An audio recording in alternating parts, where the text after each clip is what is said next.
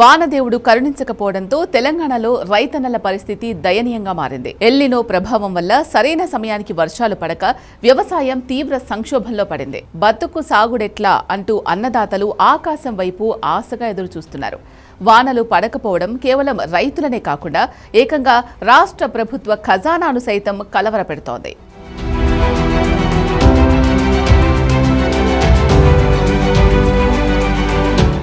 Kharif season మొదలై నెలలు గడుస్తున్నా చెప్పుకోదగ్గ వర్షాలు పడలేదు. అప్పులు చేసి చల్లిన విత్తనాలు మొలకెత్తడం లేదు. వేసిన నారుమళ్లు ఎండల ధాటికి మాడిపోతున్నాయి.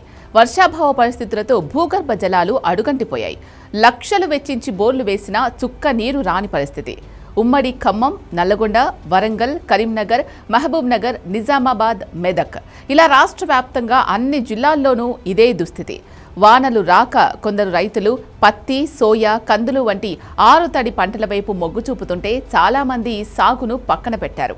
ఇది చాలదు అన్నట్టు నకిలీ విత్తనాల బెడద కూడా రైతులను మరింత కుంగదీస్తోంది.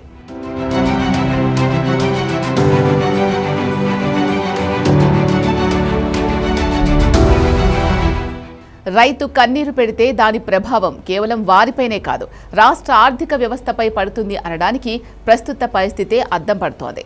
తెలంగాణ జీఎస్డీపీలో వ్యవసాయం అనుబంధ రంగాల వాటా దాదాపు 18%. పల్లెల్లో సాగు జరిగితేనే వ్యవసాయ కూలీలకు ఉపాధి దొరుకుతుంది. రైతుల చేతికి డబ్బులొస్తాయి. అప్పుడే వారు కిరాణా సరుకుల నుంచి బట్టలు, ట్రాక్టర్లు, ద్విచక్ర వాహనాల వరకు కొనుగోలు చేస్తారు. ఇప్పుడు సాగు లేక పల్లెల్లో కొనుగోలు శక్తి దారుణంగా పడిపోయింది. దీంతో గ్రామాల్లో చిరు వ్యాపారాల నుంచి పట్టణాల్లోని పెద్ద వ్యాపారుల వరకు అన్నీ డీలా పడ్డాయి. గ్రామీణ ఆర్థిక వ్యవస్థ దెబ్బతినడంతో రాష్ట్ర ఖజానాకు గట్టి ఎదురు దెబ్బ తగులుతోంది. ప్రజల కొనుగోళ్లు తగ్గితే ప్రభుత్వానికి వచ్చే పన్నుల ఆదాయం పడిపోతుంది.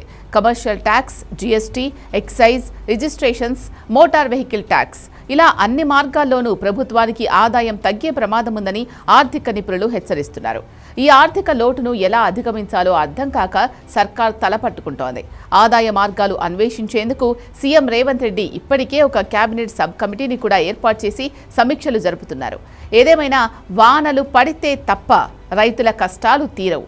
రాష్ట్ర ఆర్థిక వ్యవస్థ గాడిన పడదు. ప్రస్తుత విపత్కర పరిస్థితుల్లో ప్రభుత్వం వెంటనే స్పందించి ప్రత్యామ్నాయ ప్రణాళికలతో ఉచిత విత్తనాలు, ఎరువుల సాయంతో తమను ఆదుకోవాలని రైతులు వేడుకుంటున్నారు.